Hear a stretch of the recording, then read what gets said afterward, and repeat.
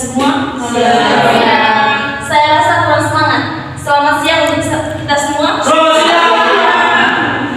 Baik, pada tugas pertama saya mengucapkan terima kasih banyak atas kehadiran dari teman-teman semua untuk mengikuti kegiatan KTKC.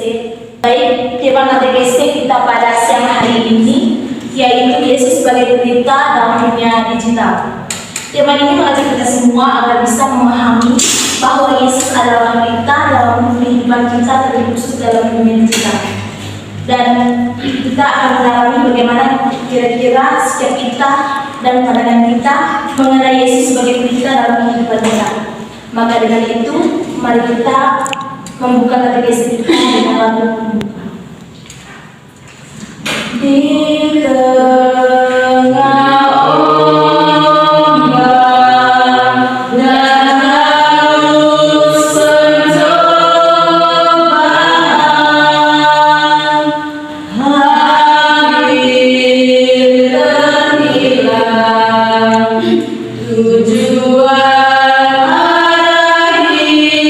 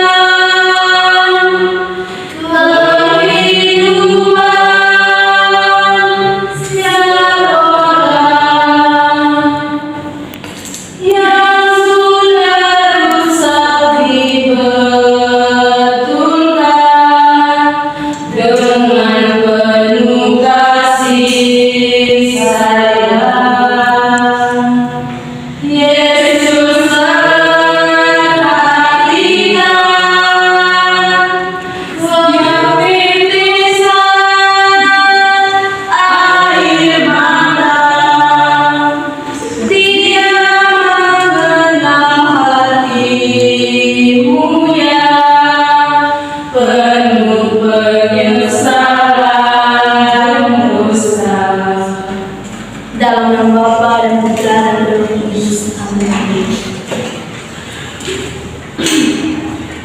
Marilah kita berdoa. Ya Tuhan Maha Bijaksana, syukur dan terima kasih kami panjatkan kepadamu atas kasih karunia-Mu yang tak terhingga. Pada kegiatan KTKC ini, kami ingin membuka hati dan pikiran kami untuk menyadari kehadiran Kristus sebagai pelita dalam dunia digital yang begitu kompleks ini. Ya Tuhan, Engkau yang maha bijaksana, kami menyadari bahwa dunia digital ini memberi berbagai cobaan dan godaan yang kadang membuat kami tersesat. Namun dengan penuh keyakinan kami mengusulkan kehadiran sebagai pelita yang menerangi jalan hidup kami di tengah gemerlapnya teknologi dan informasi. Bimbinglah kami dalam menggunakan dunia digital ini dengan bijaksana, agar setiap langkah kami ambil selalu sejalan dengan ajaran-Mu yang penuh kasih. Dengan kebenaran Kristus Tuhan kami. Amin. Baik saudara-saudari yang terkasih dalam Kristus, marilah kita melihat dan mendalami situasi konkret berdasarkan cerita berikut ini. Berbagi terang di dunia maya.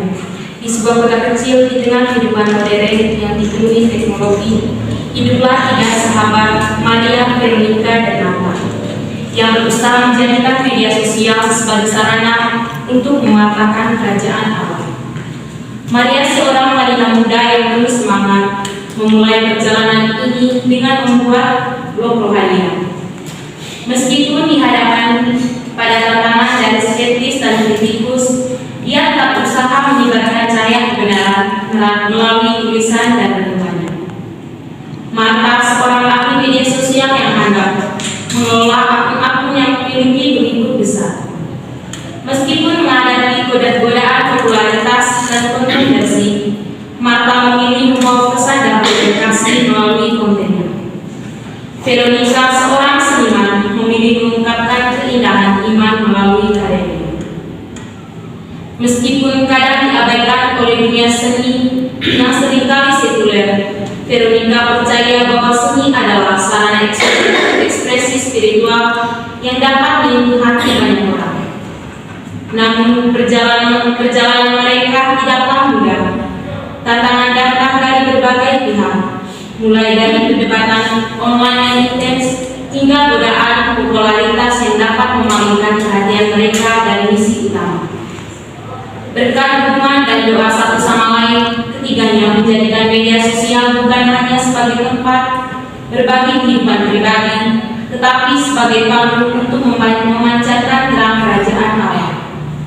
Melalui perjuangan dan kesetiaan mereka, Maria, Veronica, dan Marta bersama-sama membawa sinar terang kerajaan Allah di dunia maya. Meski tantangan terus datang, keberanian mereka menjadi inspirasi bagi banyak orang untuk turut menyebarkan kasih dan kebenaran di media sosial. Baik, terima kasih kepada saudara Lisa yang sudah membacakan ceritanya tadi. Baik, saudara-saudara yang terkasih, di sini ada pertanyaan penuntut untuk lebih mendalami cerita tadi. Pertanyaan pertama, apa yang dilakukan ketiga sahabat dalam cerita tadi? Baik, kepada saudari Susan. Ketiga sahabat dalam cerita tadi menggunakan media sosial sebagai sarana untuk membantu kerajaan Allah. Walaupun banyak kendala yang mereka alami, namun mereka tetap berani menjalankannya. Baik, terima kasih kepada teman saudara Susan yang sudah menjawabnya. Singkatnya bahwa ketiga sahabat tadi menggunakan media sosial untuk mewartakan kerajaan Allah. Baik, pertanyaan yang kedua, apa yang menarik dari kisah tentang ketiga sahabat tersebut? Baik, kepada saudari Desi. Kisah tentang ketiga sahabat dalam cerita tadi yang menarik bagi saya yaitu di mana di tengah maraknya teknologi, tiga sahabat ini masih menyempatkan diri untuk mewartakan kerajaan Allah dan mereka berhasil menjadi inspirasi bagi umat beriman Kristiani. Baik, terima kasih kepada saudari Desi. Singkatnya bahwa ketiga sahabat tersebut mewartakan kerajaan Allah di media sosial walaupun banyak tantangan dan godaan yang mereka hadapi. Baik, pertanyaan yang ketiga, apa pesan yang mau disampaikan kepada kita semua berdasarkan cerita tadi? Pada saudara Andi. Baik, pesan yang disampaikan kita ambil dari cerita tadi, kita harus menggunakan sosial media dengan baik dan melakukan konten yang bermanfaat dan berguna untuk bagi gereja kita orang-orang. Baik, terima kasih kepada saudara Andi yang sudah menjawabnya. Singkatnya bahwa kalau kita menggunakan media sosial itu harus dengan bijaksana dan harus bisa membagi kasih dan kebenaran tentang sabda Tuhan. Baik, saudara-saudari yang terkasih, izinkan saya untuk menyampaikan penjelasan atas jawaban-jawaban dari saudara-saudari sekalian tadi. Media sosial adalah sebuah sarana atau kanal pergaulan sosial lewat jalur daring internet, di mana para penggunanya bisa dengan mudah berpartisipasi, berbagi, dan mencurahkan pemikiran mengikuti blog, jejaring sosial, wiki, forum, dan dunia virtual. Dalam media sosial kita dengan mudah untuk mewartakan kebenaran kerajaan Allah. Dalam menjalani kehidupan ini, kita harus menyebarkan kasih kepada semua orang dan tidak boleh cepat bosan dalam menyebarkan kebenaran itu, walaupun tantangan datang silih berganti. Yakinlah bahwa Tuhan selalu terdepan dalam kehidupan kita. Sebagai umat Kristiani juga, kita patut berpartisipasi dalam mewartakan Injil Tuhan di tengah dunia, terlebih khusus dalam dunia digital. Baik saudara-saudari yang terkasih, untuk lebih mendalami tema katekis kita pada hari ini, mari kita menimba inspirasi dari kitab suci. Saya minta salah satu dari kita untuk membaca kitab suci. Bacaan dari 1 Petrus 2. Karena kuasa Ilahi-Nya telah menganugerahkan kepada kita segala sesuatu yang berguna untuk hidup yang saleh oleh pengenalan kita akan Dia, yang telah memanggil kita oleh kuasa-Nya yang mulia dan ajaib. Dengan jalan itu, Ia telah menganugerahkan kepada kita janji-janji yang berharga dan yang sangat besar, supaya olehnya kamu boleh mengambil bagian dalam kodrat ilahi dan luput dari hawa nafsu dunia yang membinasakan dunia. Justru karena itu, kamu harus dengan sungguh-sungguh berusaha untuk menambahkan kepada imanmu kebajikan, dan kepada kebajikan pengetahuan, dan kepada pengetahuan penguasaan diri, kepada penguasaan diri ketekunan, dan kepada ketekunan kesalehan, dan kepada kesalehan kasih akan saudara-saudara, dan kepada kasih akan saudara-saudara, kasih akan semua orang. Sebab apabila semuanya itu ada padamu dengan berlimpah-limpah, kamu akan dibuatnya menjadi giat dan berhasil dalam pengenalanmu akan Yesus Kristus Tuhan kita. Tetapi barang siapa tidak memiliki semuanya itu, ia menjadi buta dan picik, karena ia lupa bahwa dosa-dosa yang dahulu telah dihapuskan. Karena itu, saudara-saudaraku, berusahalah sungguh-sungguh supaya panggilan dan pilihanmu makin teguh. Sebab jikalau kamu melakukannya, kamu tidak akan pernah tersandung. Dengan demikian, kepada kamu akan dikaruniakan hakmu untuk memasuki kerajaan kekal, yaitu kerajaan Tuhan dan Juru Selamat kita, Yesus Kristus. Demikianlah sabda Tuhan. Syukur kepada Allah. Baik, terima kasih kepada teman-teman yang sudah membaca isi kitab sucinya. Apakah kitab sucinya perlu dibaca ulang? Tidak perlu. Baik, di sini ada beberapa pertanyaan. Yang pertama, bagian mana atau ayat berapakah yang menarik dari isi kitab suci yang barusan kita dengar? Baik, kepada saudari Irwi. Baik, terima kasih. Menurut saya ayat yang menarik dari bacaan ini tadi yaitu dari ayat 4, yaitu di mana dengan jalan itu Ia telah menganugerahkan kepada kita janji-janji yang berharga dan yang sangat besar, supaya olehnya kamu boleh mengambil bagian dalam kodrat ilahi dan luput dari hawa nafsu duniawi yang membinasakan diri. Baik, terima kasih karena saya mengambil ayat ini di mana di sini Yesus telah menganugerahkan kepada kita betapa besar dan berharga untuk terhadap diri kita dari kodrat ilahi, dan di mana Yesus juga menegaskan kepada kita agar di mana kita menolak segala hawa nafsu yang membahayakan diri kita agar iman kita tetap kuat. Terima kasih. Baik, terima kasih atas jawaban dari saudari Dewi tadi, bahwa dalam bagian yang menarik dari Yesus tadi dan di ayat 4, dan ayat ini mengajak kita semua agar kita harus bersyukur kepada Tuhan atas anugerah yang kita miliki, dan kita harus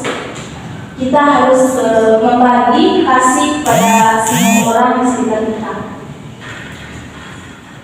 Baik, mungkin ada lagi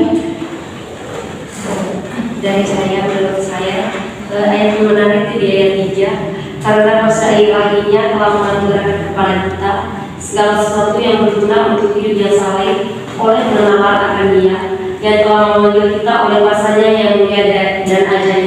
Di sini kenapa saya pilih ayat ini? Karena di sini saya tertarik dengan kuasa ilahi. Kuasa ilahi yang dimana yang dimaksud di sini adalah karena kuasa ilahi dari Tuhan itu bisa menganugerahkan kepada kita segala hidup kita, segala hal-hal yang perlu kita lakukan di dunia ini bersumber dari Allah. Dan suatu saat nanti kalau kita kembali kepada Allah, jalan satu-satunya adalah kembali kepada diri. Baik, terima kasih kepada saudari Ilga yang sudah menjawab pertanyaan tadi, bahwa kuasa ilahi yang kita terima dari Tuhan itu membawakan keselamatan kepada kita di akhir zaman.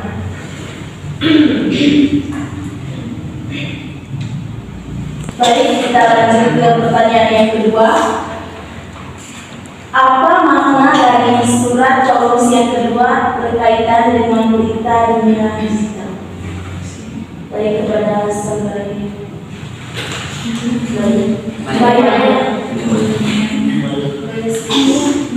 Kalau dari saya, makna dari sabda Tuhan yang sudah kita dengar bersama dari surat Petrus yang kedua tadi, bahwa Tuhan mengajak kita agar bersungguh-sungguh berusaha untuk menampakkan iman kita dengan bijaksana berdasarkan pengetahuan yang kita miliki dan menebar kasih kepada semua orang.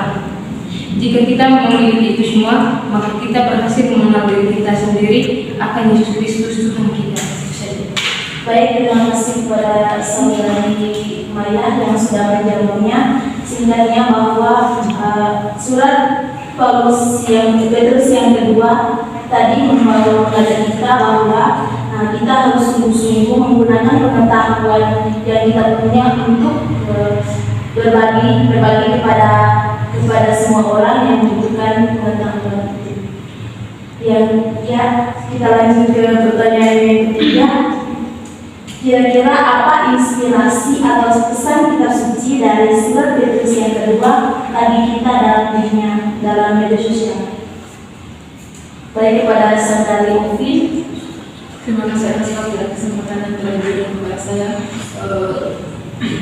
Kita ketahui dalam dunia era digital sekarang ini banyak sekali orang yang mengalami kebimbangan dalam mengikuti jalan Tuhan. Namun pesan kitab suci yang sudah kita perdengarkan hari ini tadi, di mana mengajak kita terlebih khusus kita sebagai yang kaum muda sepatutnya menjadi pembawa terang di tengah kebimbangan itu, di mana kita menjadi alat bagi orang-orang yang sudah menyimpang dari jalan Tuhan supaya mereka menemukan terang dalam kebenaran.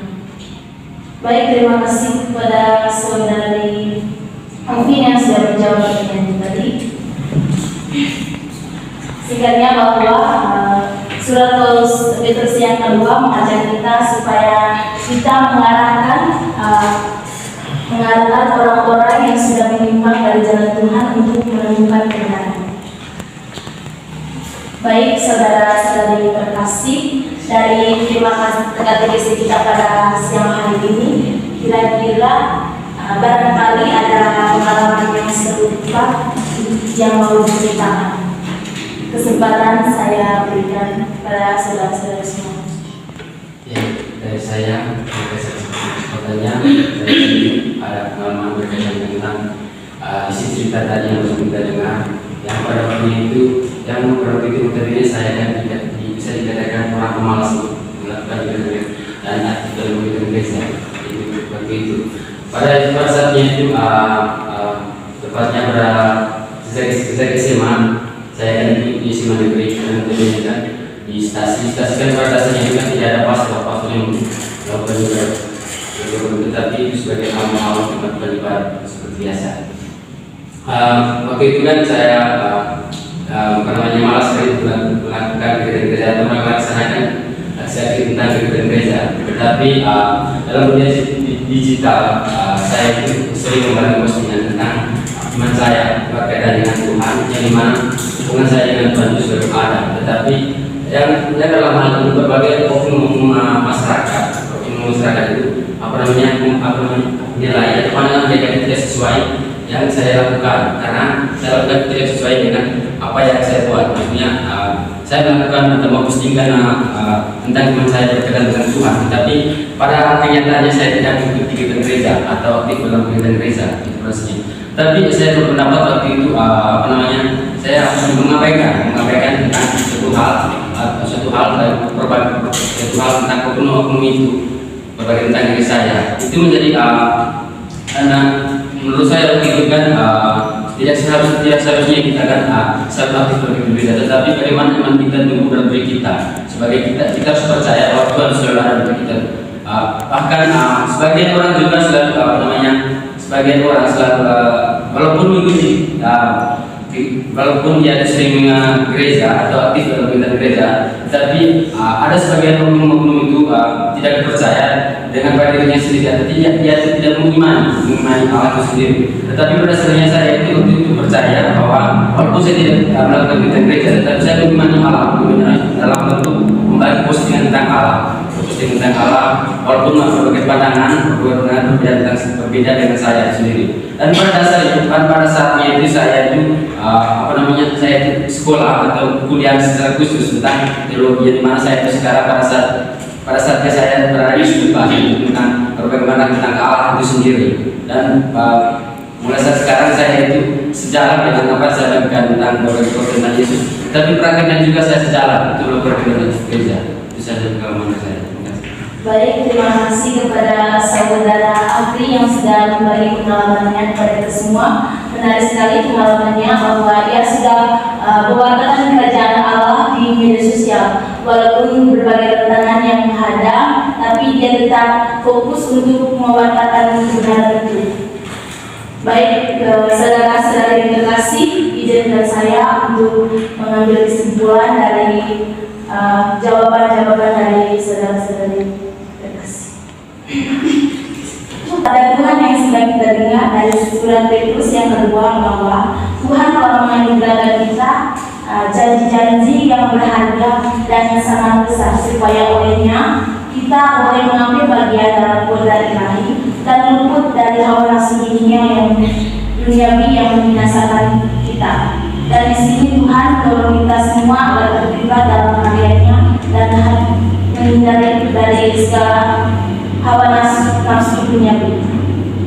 Berkat anugerah yang kita terima dari Tuhan, setidaknya kita bisa membagi kebenaran kepada semua orang dan yang sudah mulai menyimpang dari jalan Tuhan. Baik, saudara-saudara yang terkasih, saya minta beberapa orang untuk memanjatkan doa penyembahan. Allah tertinggal Maha Kudus, Bapa percaya dan kudus, puji saya bersyukur dan kepada Dia Tuhan atas segala perkara kasih-Mu yang Engkau membersihkan kami di tempat ini guna melaksanakan kegiatan-kegiatan saya bersama pada siang hari ini. Ya Allah dalam surga, kami mohon berkat kasih-Mu lindungi selalu dalam setiap yang sepanjang kegiatan kami. Kami juga mohon kepada Tuhan sesuai dengan tema kami itu membawa terang melalui digital saat ini. Semoga kami sebagai calon anggota pendidikan agama Katolik selalu mematahkan iman kasih-Mu kepada setiap orang.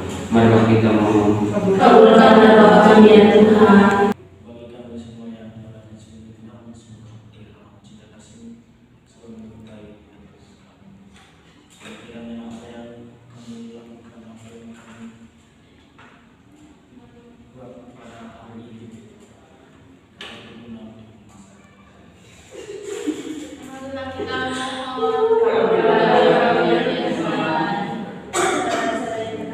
Marilah kita satukan pada hubungan kita lewat doa Bapa kami yang ada di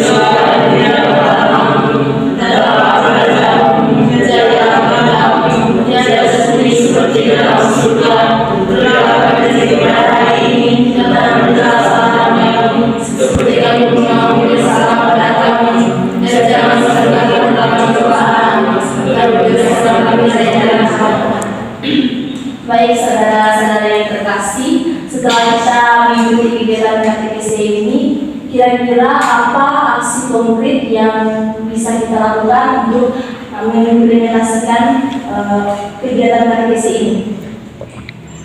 Baik, pada saudara ini. Yang pertama, harus membuat konten rohania yang membuat orang merasa terinspirasi. Terus yang kedua, membuat renungan dan menguploadnya di akun milik kita sendiri. Baik, terima kasih kepada saudari Yuni yang sudah mendapatkan beberapa aksi konkretnya tadi. Apakah kita sepakat dengan tawaran ini tadi. Sepakat. Baik. Kalau begitu kita mengakhiri katekese ini dengan doa penutup. Marilah kita berdoa. Ya Tuhan, kami bersyukur atas pengajaran mengenai Yesus sebagai berita dalam dunia digital yang telah kami terima melalui katekese ini.